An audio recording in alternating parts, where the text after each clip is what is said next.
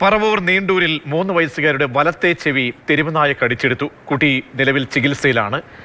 അരുൺ ശങ്കർ ആശുപത്രിയിൽ നിന്നും തത്സമയം ചേരുന്നുണ്ട്. അരുൺ ശങ്കർ, വേദനിപ്പിക്കുന്ന ഒരു വാർത്തയാണ്. 3 വയസ്സ് മാത്രമേ ഉള്ളൂ. എന്താണ് സംഭവിച്ചത്?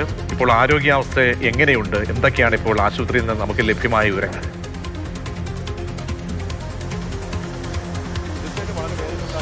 സംഭവം തന്നെയാണ് പറവൂർ നീണ്ടൂരിൽ ഉണ്ടായിരിക്കുന്നത്. കളിച്ചുകൊണ്ടിരുന്ന 3 വയസ്സുകാരുടെ വലത്തെ ചെവിയാണ് തെരുവുനായ കടിച്ചെടുത്തത്.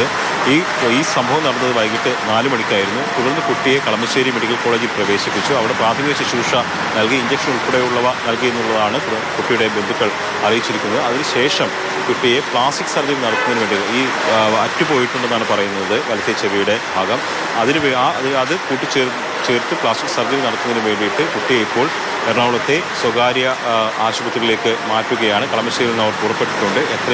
വളരെ വേഗം തന്നെ ആ കുട്ടിയെ അവിടേക്ക് എത്തിക്കും എന്നുള്ളതാണ് അറിയുന്നത്. വളരെ ദാരുണമായ സംഭവങ്ങൾ. 3 വയസ്സ് മാത്രം പ്രായമുള്ള കുട്ടിയാണ്. അച്ഛൻ സമീപത്തുണ്ടായിരുന്നു. അച്ഛനുള്ള സമയത്താണ് കുട്ടിയോട് കളിച്ചുകൊണ്ടിരുന്നത്. പക്ഷേ അച്ഛൻ്റെ സാന്നിധ്യം ഉണ്ടെങ്കിൽ പോലും വളരെ പെട്ടെന്നായിരുന്നു ഈ തെരുവുനായയുടെ ആക്രമണം ഉണ്ടായത്. ഇത്തരത്തിലുള്ള സംഭവങ്ങൾ ഈ അടുത്ത കാലത്തേക്കുള്ള റിപ്പോർട്ട് ചെയ്യപ്പെടുന്നുണ്ട്. വളരെ ദാരുണമായ സംഭവം തന്നെയാണ്. കാരണം ഒരു 3 വയസ്സുള്ള കുട്ടിക്കാണ് ആ തെരുവുനായയുടെ ആക്രമണം ഏൽക്കേണ്ടി വന്നത്. എന്തായാലും കളമശ്ശേരി മെഡിക്കൽ കോളേജിൽ എത്തിച്ച ശേഷം കുട്ടിക്ക് പ്രാഥമിക ശുശ്രൂഷ നൽകി അവിടെ ഇഞ്ചക്ഷൻ എടുത്തിട്ടുണ്ടെന്നുള്ളതാണ് പറയുന്നത്. അതിനുശേഷം ഈ പ്ലാസ്റ്റിക് സർജറി ചെയ്യുന്നതിന് വേണ്ടിയിട്ടാണ് കുട്ടിയെ ഇപ്പോൾ ഈ സ്വകാര്യ ആശുപത്രിയിലേക്ക് മാറ്റുന്നത്.